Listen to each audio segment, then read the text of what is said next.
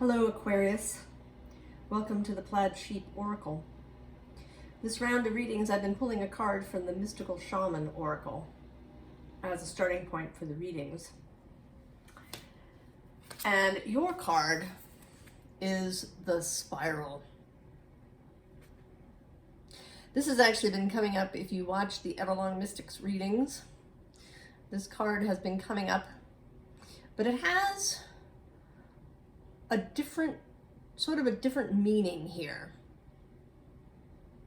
You're not kind of climbing, often in spiritual circles, right, we sort of talk about the journey being a spiral, right, where you're kind of climbing up. And every time you reach a new level, you may feel that, right, that some things are the same, right? There's a sort of a same feeling as if it was a circle, but you are, kind of a level up. So every time you come around to, a similar event, a similar situation, you're sort of moving up and out. But here, it's most definitely the spiral going inward and down, down, down, down to this central point. And what I'm seeing here is that you've been on the search, Aquarius. You've been doing all sorts of things. You start with this 3 stones of creativity, which is, right, like the 3 of Pentacles, and in this particular deck, right, there's this real nature association, trying to connect with nature or with structures around you. In meditation perhaps, or journeying, or in doing creative projects of some kind. Then here you are, and I'm seeing you here as this little bird. And even though the bird doesn't appear in all of the cards, this is sort of you, right? You're going and you're talking to the Hermit, and then you're going and talking to this guy about the 3 of Bows and fulfillment, right? This is the 3 of Wands. So you're kind of searching out somebody who can help you with perhaps your with your dreams, with your willpower, with other, sort of 3 wandsy aspects. Then you meet the Woodward, who's kind of, right, this is sort of the Justice card here in this deck. He's, right, a guardian of nature. He's kind of a shamanic figure. So you're talking to him too about his skills. What is it that he does? Maybe you're reading books about shamanism. Then you're performing rituals of various kinds. Then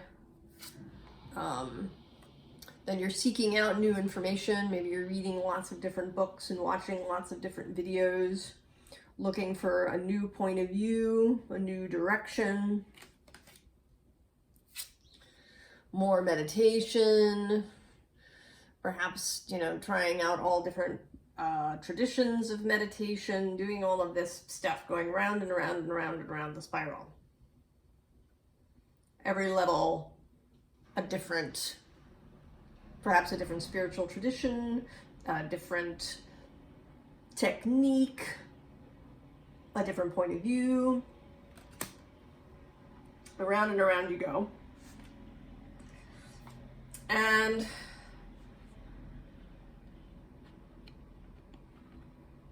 right, it seems, right, there's this whole world out there, right? There's so much to explore. So much.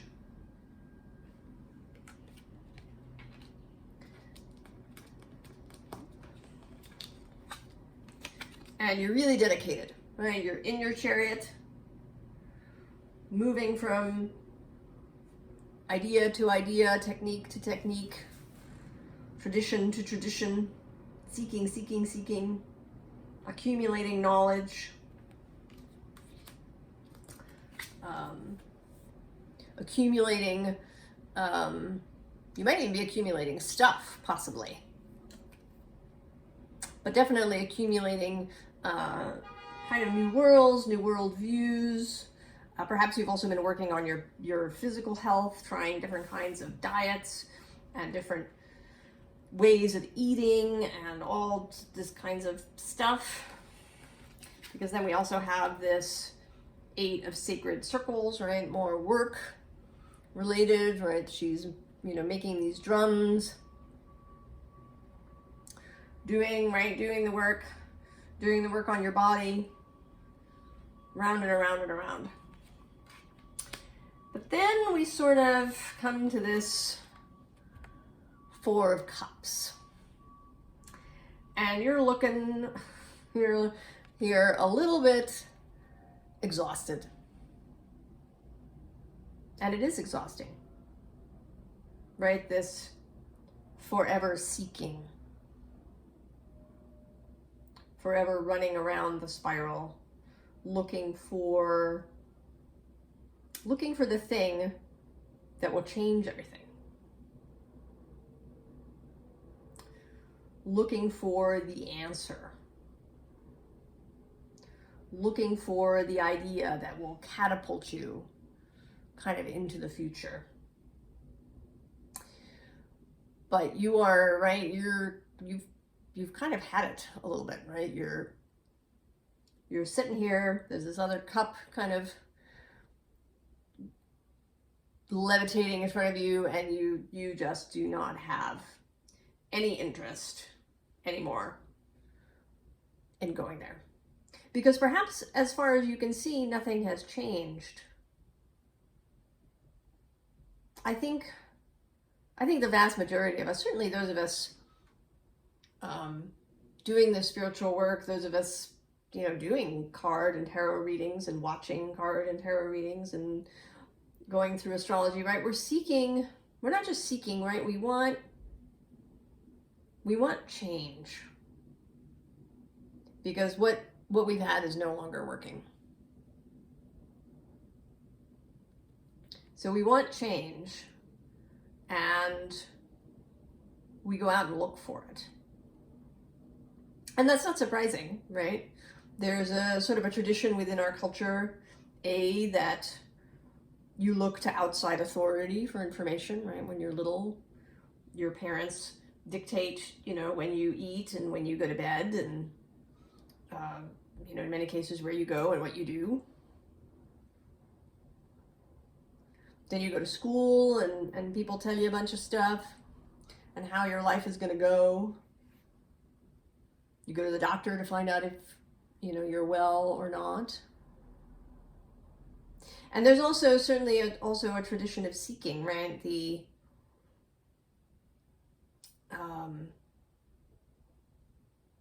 kind of almost Jack Kerouac, right, out on the open road and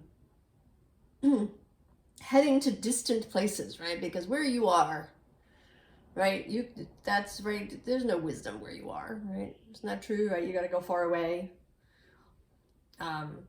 So many people who choose a tradition that's far from them, right? Here in America, lots of people choose Eastern traditions. There's an attraction to those things that are far, far away because they're unfamiliar and new. So we seek, we go. And while you're there, staring at this cup, there's this other figure, this Knight of Cups. And he is sort of waiting patiently in the wings.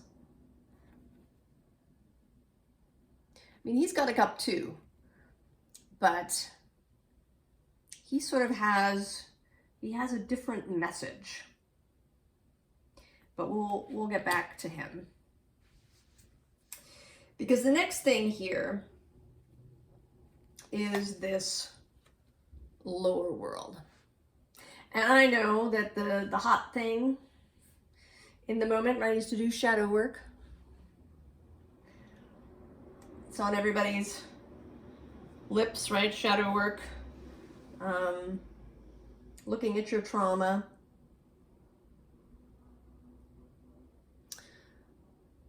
Finding things out, and maybe you've been there too. But it can be easy to do this in a very peripheral way. I mean, the internet and our ability to get information from all over the place is really wonderful. And it's also wonderful that we have access to all kinds of different information and traditions, and we can talk to people from different places. But the downside is a kind of superficiality, that can happen. I certainly see it a lot in astrology, right? You know, astrology memes and, you know, short little 2-sentence horoscopes and affirmations for your sign and all of these things that are just sort of on the surface, right? They create a very two-dimensional view of, you know, the whole system of astrology, which is really deep. And, you know, you could study it for a lifetime and there would still be more. So I think that shadow work, right, has also suffered from this issue. Because, you know, even shadow integration, right? I'll just integrate my shadow and then I can move on with my life. But it isn't really, right? It's not a thing that you do. It is kind of a way of life. A practice that you renew every day, that is just how you start to move through the world. Is with, right, the consciousness that this shadow, if we want to say that, right, it's kind of, I'm starting to dislike the word, that it is, right, it's part of who we are, right? We have these characteristics that can be troublesome. You know, some days maybe we feel petty, or, you know, we're often envious of other people, or we're really impatient with people, or we're judgmental, or we're not very good listeners. Maybe we just, you know, we really like to talk, and when we're talking to another person, we're actually just waiting for our turn rather than really listening to them. That's a thing I've got.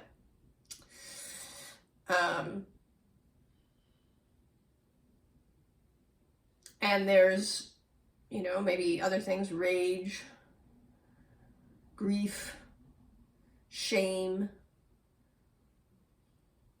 all of these things.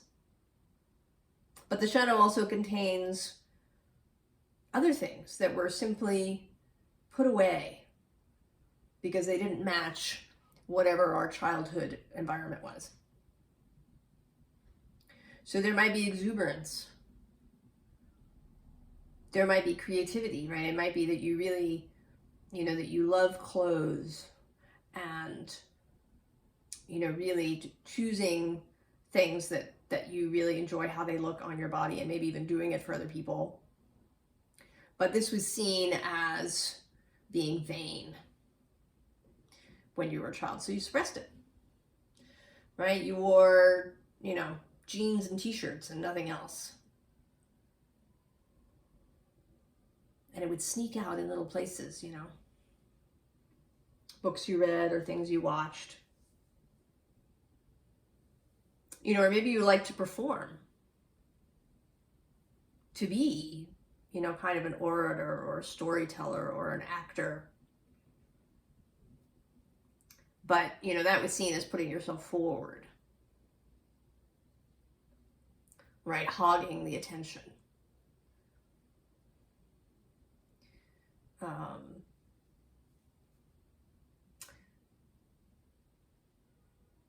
Maybe you're really good at organizing. Maybe you really like things really neat and orderly. and spare, perhaps. But you lived in a place where there was lots of stuff. Maybe it was really disorganized, and the whole ethos was that you shouldn't be a neat freak or a control freak. So there's all these things within the shadow that need to be met and explored and seen. And so this row, one, we have the eagle. And often he's, sort of depicted as, coming down and grabbing something. But I see here that he's coming in for a landing.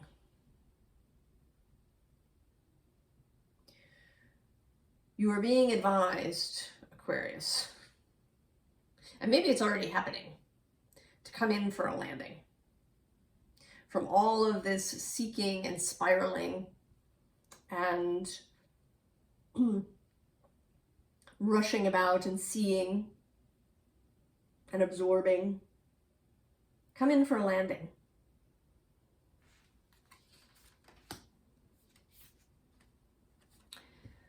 And then this drum, right? Call, don't go. Call in. Call in your invisible fellowship. Call in spirit. In whatever way feels best to you. To come and talk to you in stillness. And it may be a little frightening initially because it could bring up things that you don't want to see. It could bring up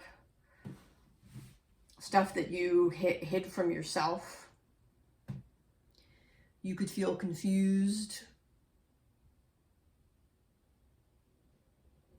bewildered, not knowing which way to go. But the fog will clear.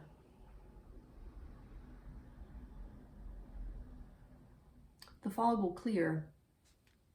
And this card is sitting under this Prince of Cups, and we come back to him now. His message is to look into your own cup. He's actually got a cup here, but he's not going to give it to you. This is his cup that he carries, and you have one too.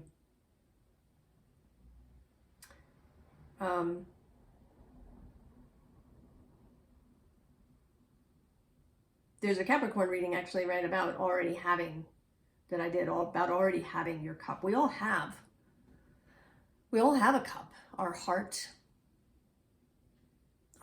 is our cup. Our own grail.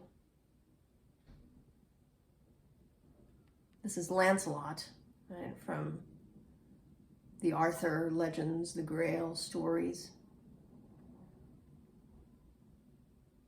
We seek the Grail, but it is within us, in our own heart, our own soul, our own consciousness.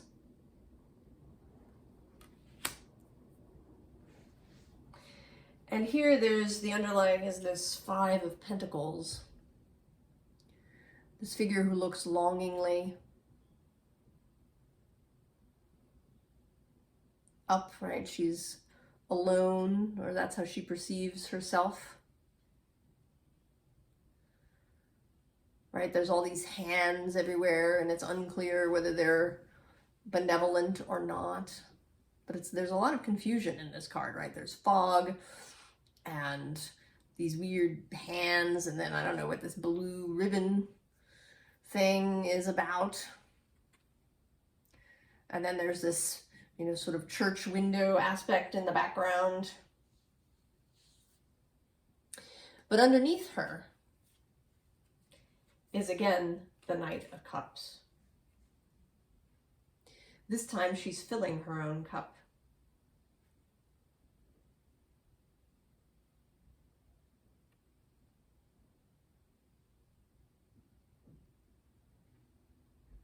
And she might even be exchanging some water. Now that I sort of look at her again, she may be pouring some of her water out and then receiving some in return.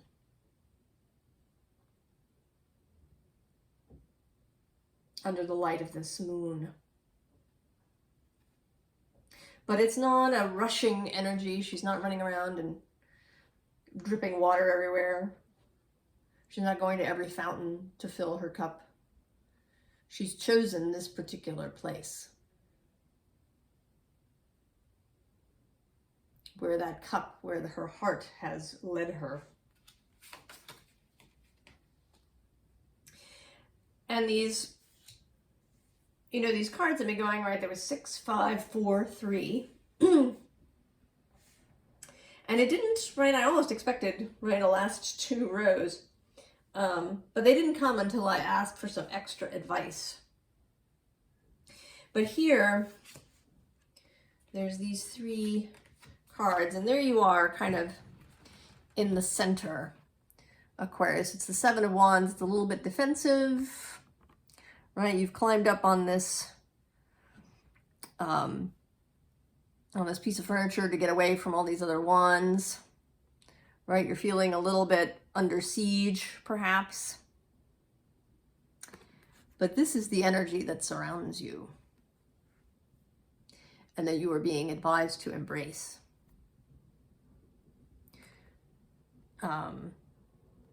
Procession as, you know, sort of moving forward, but she's moving forward in a kind of ecstatic way. She's got those feathers behind her, moving through this watery foam. And then this is one of my favorite cards in the Elisabeth on Earth deck, is How Sweet the Hum.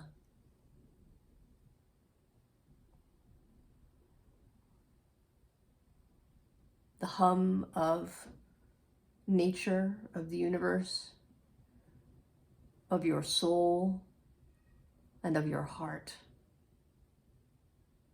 Listening to this hum, not to the endless chatter that some of this seeking represents. I mean, I don't want to say all seeking is bad. Learning new things is, right, it's a lot of fun. It's interesting. We can begin to see patterns and make connections when we study different traditions. It's really about how you're doing it. You know, if it's a kind of desperate thing. You know, this first card, she comes out in very different ways. And today she looks sort of desperate, right? Like she's attached herself here in a desperate bid to make some sort of connection. But in fact, it's not really going very well for her. She doesn't feel comfortable. And actually now I see that this 5 of stones, the 5 of pentacles, appears again, this time underneath her in this endurance card.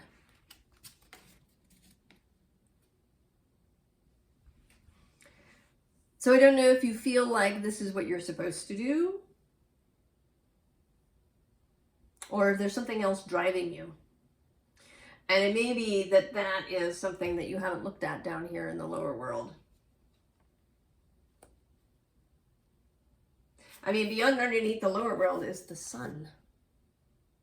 Clarity. There may be something that you simply haven't seen through all of your searching. But I think that it is going to become clear to you, Aquarius, because I think you have come to a stop. I think that you are coming in for this landing. That you've seen that all of this endless searching and spiraling is not getting you where you want to be, is not providing the clarity or the change or the feeling that you're looking for. So I asked, you know, for a bit of advice, and I did kind of get the bottom of the pyramid here with 3 cards. And at the base, we have the 8 of Swords. The card of creating your own mental prison.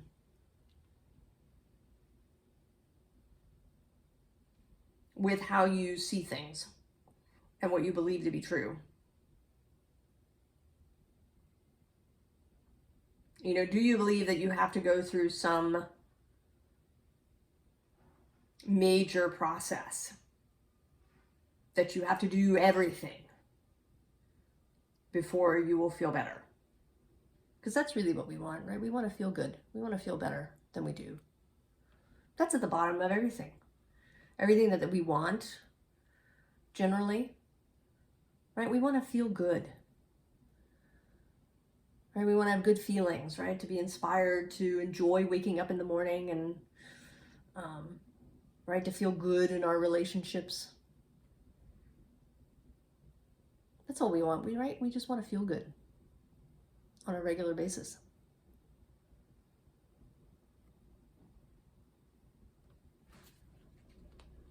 And there's 2 choices underneath that is this 10 of inspiration, which again, right, more climbing, carrying your giant ewer, getting water from all of these different places. Or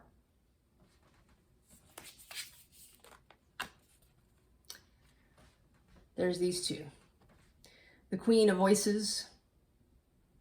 And here, I mean, traditionally, it's the King of Swords who's Aquarius, but I think here, this is your, right, the possibility of a best place of clarity for you, this Queen of Voices, you in clarity. And then death, of course. Now in Scorpio season when I'm recording this, post the eclipse.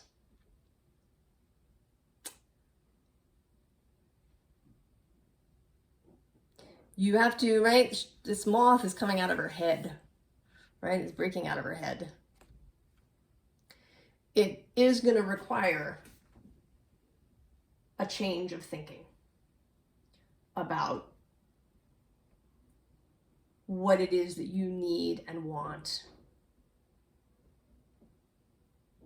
for your life.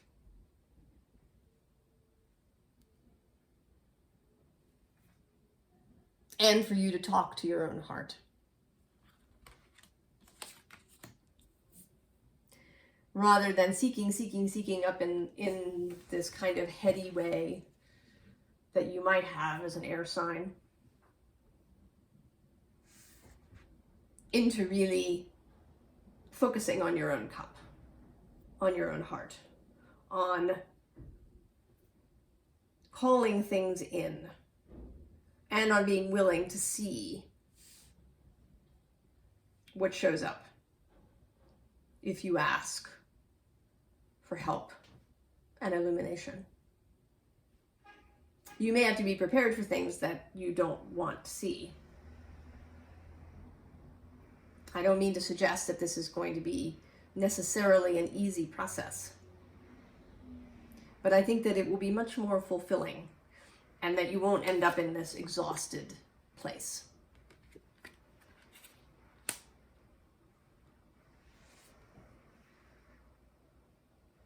So I wish you all of the best, Aquarius. I hope that you turn to your own heart, to your own consciousness, to your own guides. that you settle for a bit. And although this is I mean this to be a timeless reading, but we are coming into winter here in the Northern Hemisphere. And that is a very good time for a kind of quiet and introspective moment, when you may discover that you're much farther along than you thought, and that it is only all of this movement and intellectual striving that has kept you from seeing where you really are. So be well, and I will see you next time. So long, Aquarius.